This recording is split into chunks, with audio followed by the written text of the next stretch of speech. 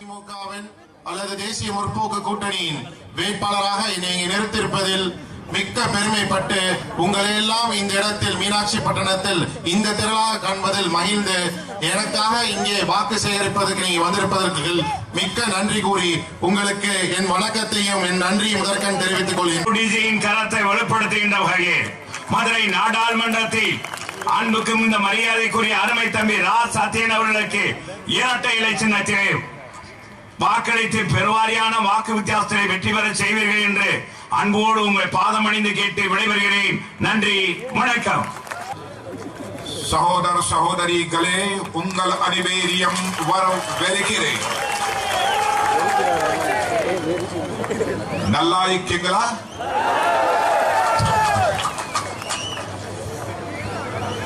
Brothers and sisters, I will deliver my speech in Hindi. Congress का DMK के साथ alliance यह सचमुच यूनाइटेड प्रोग्रेसिव अलायंस नहीं है, बल्कि ये अनहोली प्रीपोस्टरस अलायंस है. காங்கிரசும் ஐக்கிய ஜனநாயக கூட்டணி அரசும் ஒரு சந்தர்ப்பவாத கூட்டணியும் அமைத்து இன்றைக்கு செயல்பட்டுக் கொண்டிருக்கிறார்கள். बहनों भाइयों, 5 वर्षों से सेंटर में मोदी जी के लीडरशिप में गवर्नमेंट काम कर रही है. भारत ही नहीं बल्कि सारी दुनिया के लोग इस ग्राउंड रियलिटी को स्वीकार करते हैं कि 5 वर्षों के अंदर भारत तेजी के साथ आगे बढ़ा है. इतना ही नहीं, इंटरनेशनल मॉनेटरी फंड ने स्वीकार किया है, जो कि एक दुनिया की मानी जानी एक ऑर्गेनाइजेशन है. इंटरनेशनल मॉनेटरी फंड ने कहा है कि वर्ल्ड की इस समय फास्टेस्ट ग्रोइंग इकोनॉमी किसी कंट्री की है तो वह इंडिया की है.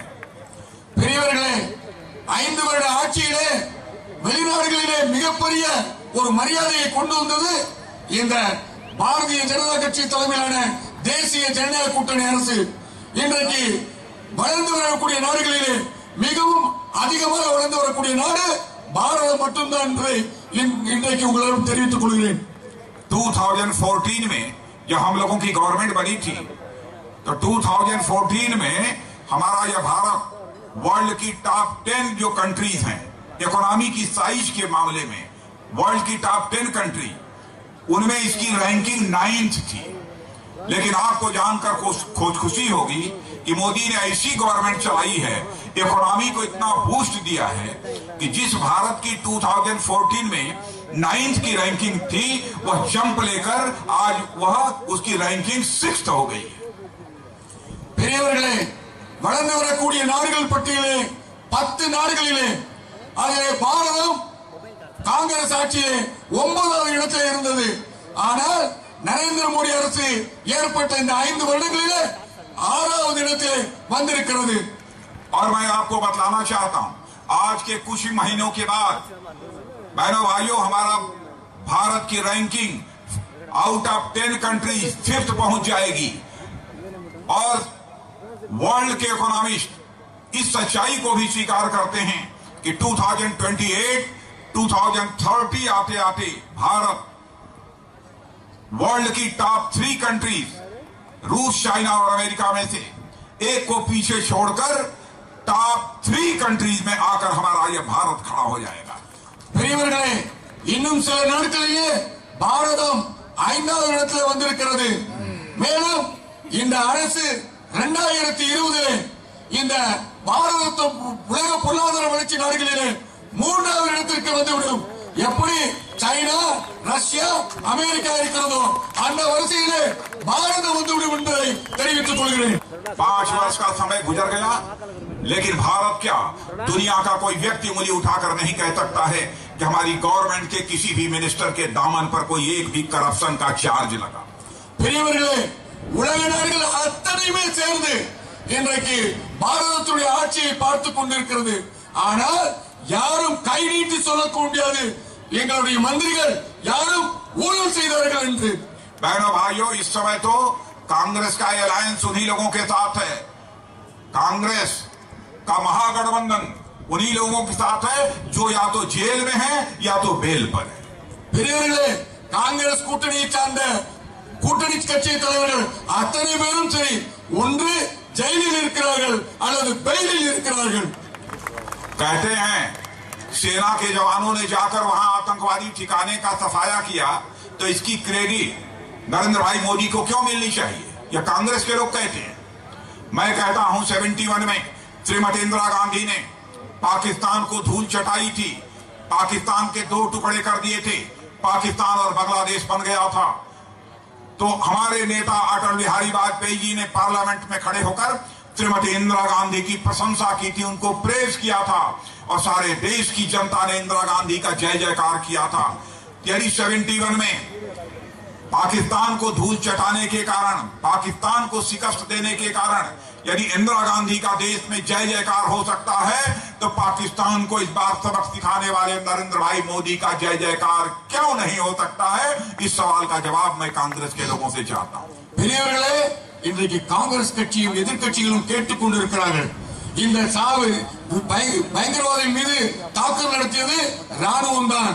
எப்படி நரேந்திர மோடி அவர்களுக்கு இந்த கௌரவம் போய் சேரும் என்று கேட்டுக் கொண்டிருக்கிறார்கள். நான் ஒரு விஷயத்தை இங்கே குறிப்பிட ஆசைப்படுகிறேன்.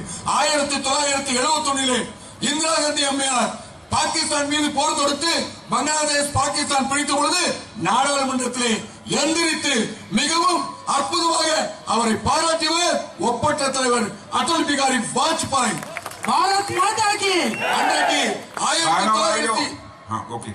1971 பிரதமர் இந்திரா காந்தி அம்மையாரை வாஜ்பாய் பாராட்டும் பொழுது இப்பொழுது ஏன் நரேந்திர மோடி அவர்களை பாராட்டக்கூடாது என்று உங்கள் மத்தியில் கேட்க ஆசைப்படுகிறேன்.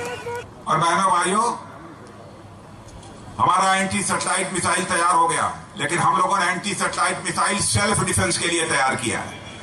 दुनिया के किसी दूसरे देश की अर्थ ऑर्बिट में घूमने वाली सैटेलाइट को डैमेज करने के लिए नहीं किया है, उस पर अटैक करने के लिए नहीं किया है।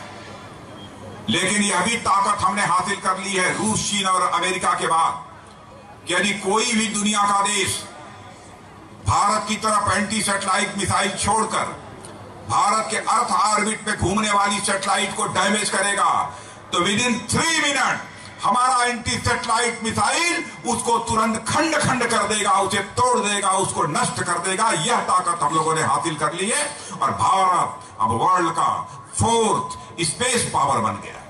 பெரியவர்களே, இன்றைக்கு நாம் மிசைல் சக்தியை பெற்றிருக்கிறோம் என்றால் அதற்கு மிகப்பெரிய காரணம் சுய பாதுகாப்பு.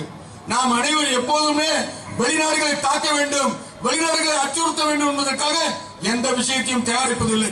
ஆனால் இன்றைக்கு நாம் சுய பாதுகாப்புக்காக இந்த மிஷினை தயாரித்திருக்கிறோம். ஒருவேளை ஏதாவது ஒரு நாடு நம்மளுடைய விண்வெளி உலகத்தை தாக்க வேண்டும் நினைத்தால் அடுத்த 3வது நிமிடம் அவருடைய நாட்டினுடைய அத்தனை விஷயத்தையும் துவம்சம் செய்து விடும் என்பதை भारत माता की भारत किसी को छेड़ेगा नहीं, लेकिन जो भारत को छेड़ेगा भारत उसे छोड़ेगा नहीं. பாரதம் யாரையும் தன்னால் போய் யாரையும் தாக்க நினைக்காது. ஆனால் யாராவது ஒருவர் பாரதத்தை சீண்டினால் அவர்களை சும்மா விட மாட்டோம் என்பதை உங்கள் மத்தியில் எச்சரித்துக் கொள்கிறேன். और बहनों भाइयों, बॉर्डर सिक्योरिटी फोर्स जो कि बॉर्डर की गार्डिंग करती है, मैंने 2014 के अंत में ही, लास्ट में दिसंबर महीने में साफ साफ कह दिया है कि अब पाकिस्तान को बार बार व्हाइट फ्लैग नहीं दिखाया जाएगा. पहली गोली तो भारत की तरफ से नहीं चलनी चाहिए, लेकिन पाकिस्तान की तरफ से एक भी गोली चलती है तो फिर भारत की गोलियों को काउंट नहीं किया जाना चाहिए. बहनों भाइयों, अब बॉर्डर पर हालात बदल गए हैं.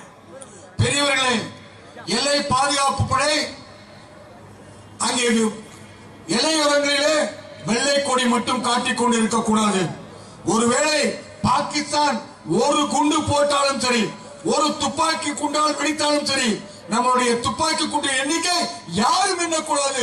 அந்த அளவுக்கு அவர்கள் மீது தாக்குதல் தொடுக்க வேண்டும் என்று சொல்லி भारत माता की इसलिए मैं आपसे निवेदन करना चाहता हूं, एआईएडीएमके और भारतीय जनता पार्टी, पीएमके, यह सब सारे जो एलायंस हैं, हमारे एलाइज हैं, इनका कोई भी कैंडिडेट कहीं पर है तो उसको वोट देकर भारी मतों से उसे विजय दिलाएं और फिर से एक बार सेंटर में मोदी जी की लीडरशिप में गवर्नमेंट बनाए. பெரியவர்களே, இன்றைக்கு பாரதிய ஜனதா கட்சி, அனைத்து இந்திய அண்ணா திராவிட முன்னேற்ற கழகம், தேசிய திராவிட முன்னேற்ற கழகம், பாமக, புதிய தமிழகம், இன்னும் நிறைய கட்சிகள், தமாக, எல்லா கட்சிகளும் சேர்ந்து மிகப்பெரிய ஒரு கூட்டணி அமைத்திருக்கிறோம். உங்களுக்கு எந்தெந்த பகுதியில் இந்த கூட்டணி அரசு, கூட்டணி கட்சி நிற்கிறதோ அந்த பகுதியிலே இந்த கூட்டணிக்கு நீங்கள் வாக்குகள் தர வேண்டும். அதன் மூலமாக டெல்லியிலே மோடியின் அரசு ஏற்பட வேண்டும் என்று உங்கள் மத்தியிலே தெரிவித்துக் கொள்கிறேன். यहाँ से राजा शेट्टी आपके कैंडिडेट हैं।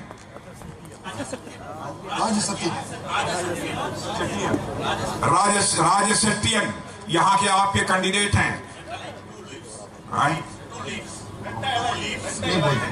टू लीव्स इसलिए टू लीव्स का बटन दबाकर उन्हें भारी मतों से दिया दिलाए, यही आप सबसे मैं अपील करना चाहता हूं। பெரியவர்களே, இந்த தொகுதியிலே ராஜ சத்தியன் அவர்கள் இருந்து கொண்டிருக்கிறார்கள். அவர் வேட்பாளராக நிறுத்தியிருக்கப்பட்டிருக்கிறார்கள். அவர் மோடியின் ஆதரவு பெற்றவர், மோடிக்காக வாக்களிக்கக்கூடியவர். அவருக்கு இரட்டை இலை சின்னத்திலே வாக்குகளை அளித்து